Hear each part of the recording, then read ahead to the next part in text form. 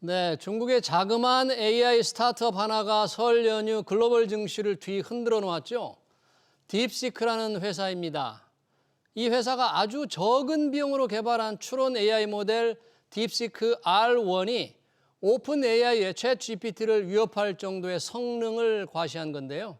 트럼프 위기 행정부에서 미중 경쟁이 어떻게 벌어질지, 우리에겐 어떤 영향을 미칠지 박승찬 용인대 중국학과 교수 모시고 자세한 얘기 들어보겠습니다. 교수님 어서 오십시오. 반갑습니다. 네, 연휴 쉬는 사람들에게 거의 폭탄급 충격이었습니다. 딥시크 AI 스타트업인데 여기서 개발한 특히 적은 비용으로 개발한 AI 추론 모델이 그동안의 세계 정상의 기능을 갖고 있다, 성능을 갖고 있다는 오픈 AI의 챗 GPT를 능가할 수도 있다 또는 비슷비슷하다 이런 평가를 받았습니다. 네. 딥시크 어떤 회사입니까? 이것 때문에 우리 나스닥도 마찬가지고 S&P 네. 엔비디아 주가도 지금 워낙 많이 영향을 받고 또 소폭의 또 상승이 있었지만 거의 설 연휴 때 계속 핫한 이슈로 지금 등장을 했습니다. 이게 생긴 정말 얼마 되지 않습니다. 2023년 5월 달에 중국 항저우 알리바바가 있는 항저우에 생긴 회사입니다. 근데 이렇게만 보면 생긴 지 이제 한 1년 6개월밖에 안 되는 회사잖아. 이렇게 볼 수 있는데 그렇게 보면 조금 더 거슬러 올라갈 필요가 있습니다. 어때요? 일단 이 량원펑이라는 친구가 창업자 량원펑. 85년생이니까 올해 딱 40살. 예, 됩니다. 그러니까 이 친구가 이제 원래 광동성 출신인데 이 절강대에서 학부를 이제 전자공학을 전공을 했고요. 2007년도에. 그다음에 2010년도에 정보통신공학을 석사를 했어요. 그리고 나서는 했는데 지금 이 딥시크를 알기 전에 제가 좀 설명을 드리는 게 같이 맞물려서 이야기를 해야 되는데 이 친구가 2008년도에 리먼 사태가 있었지 않습니까? 그때 리먼 사태 때 친구들께서 이 AI를 활용을 해서 이 퀀트 트레이닝, 그러니까 AI를 가지고 이 컴퓨터 프로그램을 통해 투자하는 것을 연구를 하기 시작했어요. 친구들. 퀀트 트레이닝으로. 그러니까 계속 지금 나오는 이야기, 이 친구가 이 금융하고 AI에 관심이 매우 많다라는 거죠. 지금 이제 딥시크가 지금 우리가 있지만 AI를 좀 보고 있지만 원래 지금 또 거슬러 가면 금융 쪽을 먼저 보셔야 됩니다. 자, 그래서 2016년도에 이 대학 동기들과 절강대 중에 했을 때 이 AI 그다음에 수학, 통계 이런 것을 해서 헤지 펀드 회사를 하나 만듭니다. 그게 이제 하이플라이어라는 회사인데 이 회사가 이제 AI 투자를 하는 거죠. 그래서 이 운영 자산이요. 2016년만 시작했을 때에도 한 우리 돈 2천억 정도였고요. 2천억 이미. 그리고 3년 만에 우리 돈 한 2조 원으로 성장을 합니다. 거의 4년 만에 10배 정도 했죠. 그러네요. 그리고 지금 현재 우리 돈은 한 11조 6천억 정도로 운영하고 있습니다. 이 회사에서 AGI, 그러니까 범용 인공지능 관련 연구 조직이었는데 이게 분사를 시켜서 2023년도 5월 달에 딥시크가 만들어진 겁니다. 그러니까 이미 상당히 그 기반이 철저히 다져진 회사라고 볼 수 있겠네요. 또 하나 중요한 게 2021년도부터 이 친구가 뭘 했냐면 이 엔비디아, 이 A100, 그러니까 GPU를 10,000개 이상을 미리 확보를 해놓습니다. H100. 만개 확보했다는 건 사실이에요?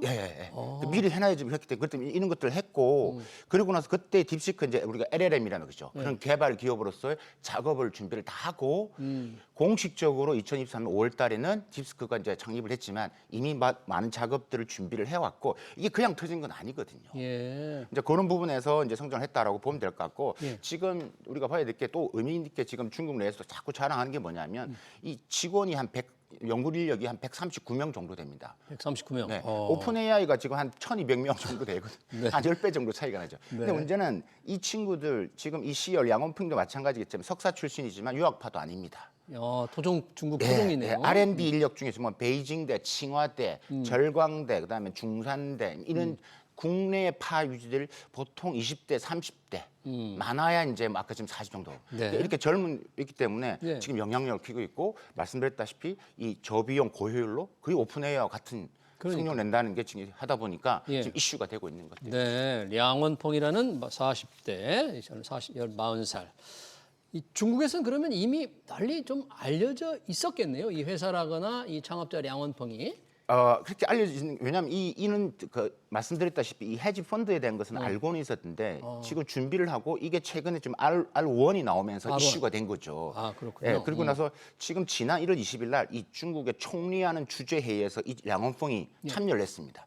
그래서 중국이 AI가 어떻게 나가야 될지를 그러니까 내부적으로는 이미 어느 정도 대중적이지는 않았지만 중국 정부의 방향 아래에서는 성장을 계속 해왔던 이런 창업가라고 봐야 될 것 같습니다. 그러네요. AI 분야의 전문가로 이미 중국 내에서는 대접을 받고 평가를 받고 있었다. 그렇게 할 수 있겠는데 문제는 아까 이 엔비디아의 H100 만 개를 확보했다 그러면 투자 금액이 알려진 게 굉장히 저비용이라는 것도 조금 의문을 제기할 수도 있겠는데 그 부분은 이제 조금 더 이 전문가 사이에서 조금 찬반이 엇갈리는 것 같긴 합니다만 미국이 계속 규제를 하고 있잖아요. 최첨단 반도체 규제를 하고 있는데 어떻게 이 규제 속에서 첨단 반도체도 못 들어가 장비도 못 들어가는데 어떻게 AI 기술을 도대체 중국 발전시킬 수가 있었어요? 크게 한 3가지 정도로 정리할 수 있을 것 같습니다. 이런 기업들이 어떻게 나올 수 있었느냐라고 했을 때 일단 첫 번째가 제가 뭐 여러 번 말씀드렸지만 이 바이든 행정부 2021년도에 이미 이제 이 GPU 관련된 걸 이미 많이 이제 사들였다고 했지 않습니까? 예.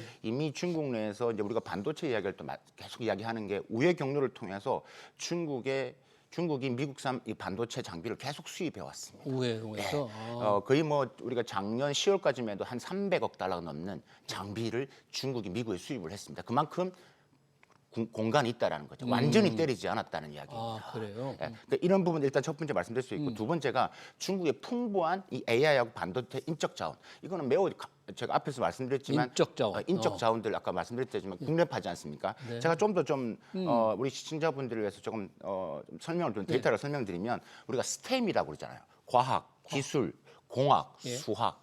이게 이제 첨단 기술력을 기술, 얘기할 때 공학, STEM이라고 하는 수학. 예, 과학, 기술, 공학, 수학인데 이 박사급 인력수를 보면 중국이 한 7만 7천 명 정도 됩니다. 2023년 기준으로 했을 때. 예. 미국이 약 4만 명 정도 됩니다. 그런데 4만 명이 만약에 또 외국인들이 많이 포함되어 있지 않습니까? 그렇죠, 순수 미국은. 미국인들만 따지면 거의 이제 중국과 한 4배 정도 차이가 납니다. 중국이 4배나 많다라는 겁니다. 야, 우리나라는 뭐 혹시 있어요? 우리는 미국 훨씬 그런 한국 같은 경우 한국은 더 안 되죠. 훨씬 네, 적겠죠. 훨씬 적죠. 예. 학사, 석사 지금 양원평이 지금 석사 출신이지 않습니까? 학부생과 석사생이 이야기했을 때 2023년 기준일 때 중국이 지금 말씀 스템 전공자들이 수가 한 450만 명 정도 됩니다. 450만 명. 미국은 약 60만 명 정도 됩니다. 그러니까 배야, 엄청난 풍부한 인적 자원이 예. 있다라는 부분들이죠. 예. 그러니까 이런 유학파도 아닌 친구들이 이렇게 만들어냈고 AI에 관심 있는 인력들이 많아진다. 세 번째가 이제 아무래도 중국 정부의 적극적인 지원인데 정부 지원. 우리가 기억해야 될 게 중국이 2024년부터 뭘 했냐면 네. AI 플러스 행동 계획이라는 것을 3월 양회 때 총리가 이야기를 합니다. AI 플러스 행동 계획. 계획. 즉 미국이 중국에 제재를 하기 때문에 많은 지원을 해서 이제 AI 산업을 육성을 하겠다라는 네. 걸 이야기하는 거죠. 지금 현재까지 중국의 AI 관련된 기업 수가요 한 4,500개 정도 되는데요. 예. 그 중에서 우리가 지금 생성형 AI 기술을 지금 관련 기술을 채택하고 연구 개발하는 기업 비중이 한 18% 정도. 4,500개 정도에서 그래서? 그 중에서 한 18% 정도가 생성형 AI 하는 그 중에 하나가 예. 우리가 봤던 딥시크. 딥시크. 예, 그러면 또 이제 딥시크와 같은 회사들이 어디서 지금 솟아나올지 모르겠네요. 모른다는 거죠.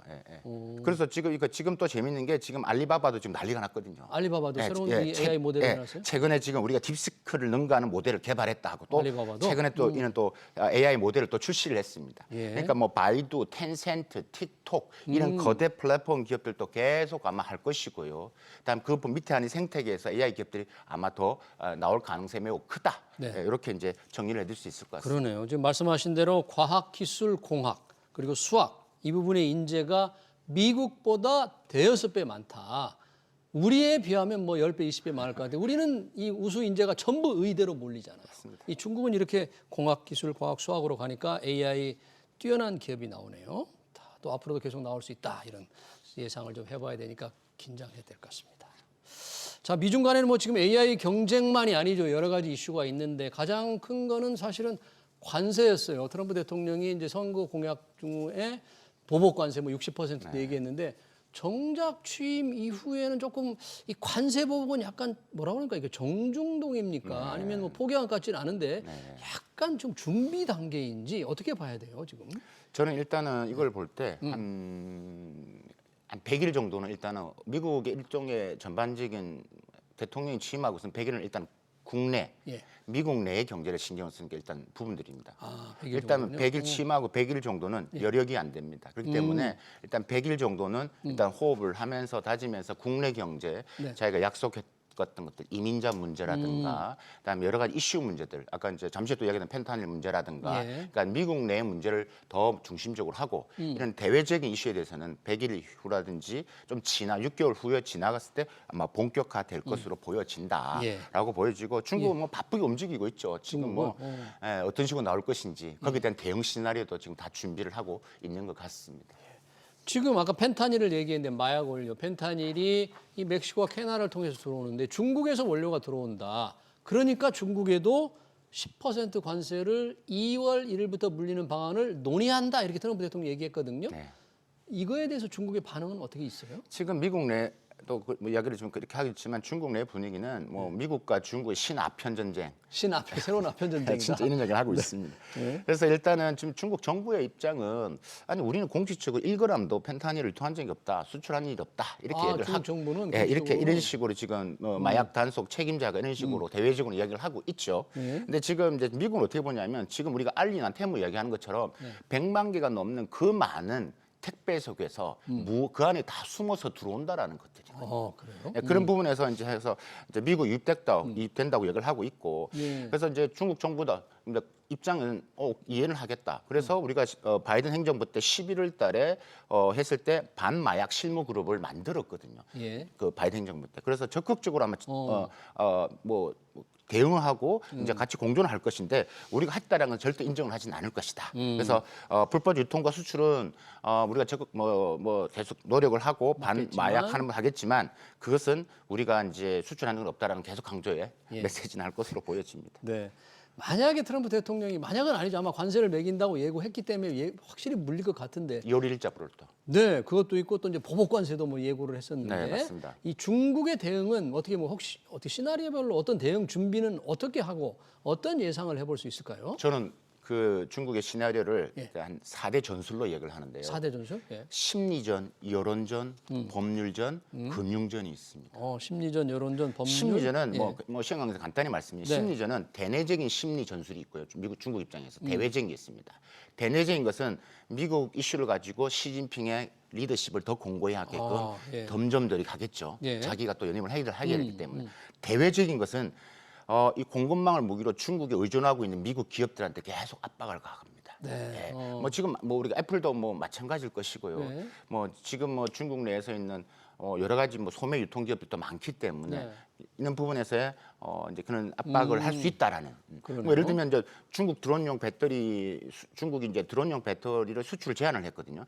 미국의 이제 가장 큰 최대 드론 기업이 어디냐면 이 스카이듀오라는 기업이 있습니다. 스카이듀? 예, 중국이 드론용 배터리 수출을 제한하니까 바로 타격을 받게 되는 거죠. 공급망 속에서 그런 압박을 이렇게 할 수 있다라는 것을 계속 심리적으로 던질 겁니다. 네, 근데 원칙은 이거 말씀드리기 전에 중국은 미국의 관세 부과에서 동일 원칙을 합니다. 우리도 같이 하겠다라는. 동일 원칙으로 예. 10% 물리면 하겠다라는 10%. 건데. 그렇지만 계속 유화적으로 우리는 그렇게 싸우지 말자. 근데 만약에 한다라면 하겠다라는 거고. 만약에 어떤 우리가 말하는 여론전은요. 여론전. 결국은 이제 기술 우리가 자립 계속 가속화하고 있고요. 탈미국 우리 지금 중국이 글로벌 사우스 부분에서의 영향력을 키워가면서 이 개도국 글로벌 사우스의 리딩 역할을 계속 할 겁니다. 세 번째가 이제 똑같이 법률전인데 관세법 지금 수정안을 하고 있고요. 수출 통제법도 그 범위를 그 관세를 부과하는 그 산업 혹은 제품 목록을 점점점 확대할 가능성이 커집니다. 그걸 이제 시나리오별로 미국이 어떻게 제재를 하느냐의 강도에 따라서 하겠다라고 지금 준비를 하고 있다고 보시면 되고 마지막에 금융전은 우리가 이제 위안화 절하라든지 그다음에 미국 국채 매도, 그다음에 이게 중요한데요. 가상화폐. 중국은 반가상화폐 규제지만 이거를 지금 미국이 하고 있는 부분에서 조금 선회할 가능성도 배제할 수 없다. 이게 매우 중요한 게 중국이 만약에 친가상화폐는 아니지만 그것을 암묵적으로 풀어줄 경우는 우리가 이 암호화폐 비트코인 가격은 또 요동칠 가능성이 큽니다. 중국이 그럼 만약에 그럴 수 있습니다. 풀어준다면 지금 말씀드린 위안화 절하라든가 미국 국채 매도, 가상 규제 완화 이런 부분에서는 이게 미국의 영향도 적겠지만 사실 중국도 지금 경기 침체가 있기 때문에 여러 영향을 미칠 수 있습니다. 만만치 않지만 그래도 여전히 중국이 미국이 대응하는 카드로 계속 만지작거리겠고 활용 가능성도 결코 배제할 수 없다. 그러네요. 심리전, 여론전, 법률전, 금융전 네 가지 대응책을 중국이 다 준비를 하고 있다 이렇게 볼 수 있겠고요. 뭐 미중 간은 여러 가지 이슈가 또 있는데 무슨 파나마 운하권 중국이 운영하고 있다. 이걸 되찾아와야겠다. 트럼프 대통령 얘기하는데 이 부분에 대해서는 혹시 중국은 반응이 어때요? 이 부분은 중국 입장에서는 뭐 사실 지금 말씀드린 중국 입장에서는 계속 1대1로 연동이 되기 때문에 1대1로 부분들에 대해서는 계속 경제적으로 파나마를 압박을 할 겁니다. 그러니까 파나마 정부가 친중국 지금 성향을 띄울 수 있도록 더 하는 거죠. 사실 그래요? 뭐 지금 중국이 1대1로를 하면서 중남미로 확장을 했고요. 투자를 많이 했죠. 그래서 보면 크루즈 파나마 보면 중국의 민영 국영기업들이 만드는 뭐 크루즈 선착장, 다리 이걸 많이 지어줬거든요. 이런 압박할 가능성이 있다. 사실 미국 입장에서도 파나마 이 운하 이 부분들이 사실 운하를 운영할 처음에 미국이 운영을 했다고 볼 수 있거든요. 그렇죠. 그게 맞습니다. 그렇고 있고 지금도 파나마 운하를 가장 많이 물동량이 높은 게 미국입니다. 네. 그다음에 중국이고. 그러니까 이런 말을 하는 것도 다 이유가 있는 겁니다. 근데 중국 입장에서는 그러니까 이런 것을 충돌을 막으려고 하죠. 이런 이슈에 대해서는. 하지만 속으로는 파나마 미국과의 충돌이 아니라 파나마 쪽과 소통을 통해서 경제적으로 당근을 주고 하는 것들이죠. 마지막으로 짧게 좀 답변을 듣고 싶은데요. 이런 미중 간의 갈등이 고조되고 있지만 트럼프 대통령이 시진핑 주석과 전화 통화를 했잖아요. 최근에 뭔가 정상회담을 할 수도 있다 이런 보도가 좀 나오는데 혹시 그런 움직임이 조금 진행이 되고 있나요? 지금 일단은 지금 공은 지금 시진핑 주석이 트럼프 대통령한테 지금 던져 놓은 상태입니다. 그러니까 시 주석이 트럼프 대통령을 초청을 한 거죠. 트럼프 1.0일 때 내가 갔잖아. 그러니까 이번에는 2017년 트럼프 대통령 임명할 때 시 주석이 4월달에 미국을 방문했습니다. 이제 이기니까 당신이 와야지. 이렇게 되는 것들이죠. 그리고 거기에 대해서 하고 끝까지 이제 밀당을 할 겁니다. 그래서 만약에 트럼프 입장에서는 저는 가능성도 배제할 수 없다라고 이제 보는 것들이죠. 이것도 조금은 6개월 일단 100일을 지나고 좀 보셔야 될 것 같습니다. 네, 잘 알겠습니다. 중국의 AI 스타트업 딥시크의 충격과 미중 간의 갈등 관련 전략까지 잘 들었습니다. 지금까지 박승찬 용인대 중국학과 교수였습니다. 교수님 고맙습니다. 감사합니다.